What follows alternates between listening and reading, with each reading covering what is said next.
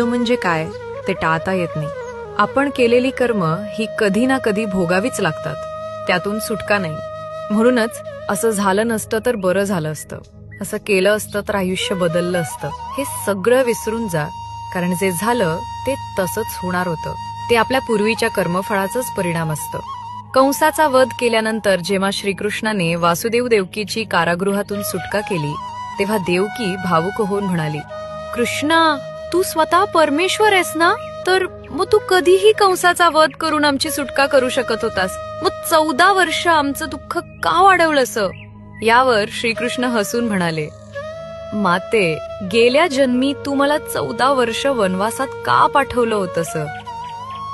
देवकी चकित झाली. ती म्हणाली, मी तुला वनवासात कधी पाठवलं? हे काय बोलतोयस? श्रीकृष्ण पुन्हा म्हणाले, माते, तुला आठवत नाही कारण ती घटना गत जन्मातील आहे. त्या जन्मी तू कैकई होतीस आणि तुझ्याच इच्छेमुळे मला 14 वर्ष वनवासाला जावं लागलं होतं. हे ऐकून देवकी अधिकच थक्क झाली आणि म्हणाली, अरे, जर मी कैकई होते तर त्या जन्मी कौसल्या कोण होती?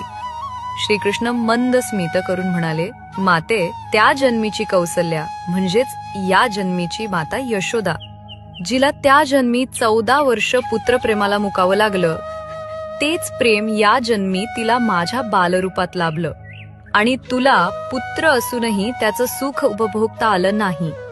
श्रीकृष्ण पुढे म्हणाले, माते, प्रत्येकाला आपल्या गतजन्मीच्या कर्मांची फळं भोगावीच लागतात. त्यातून देवदेवता देखील सुटू शकत नाहीत.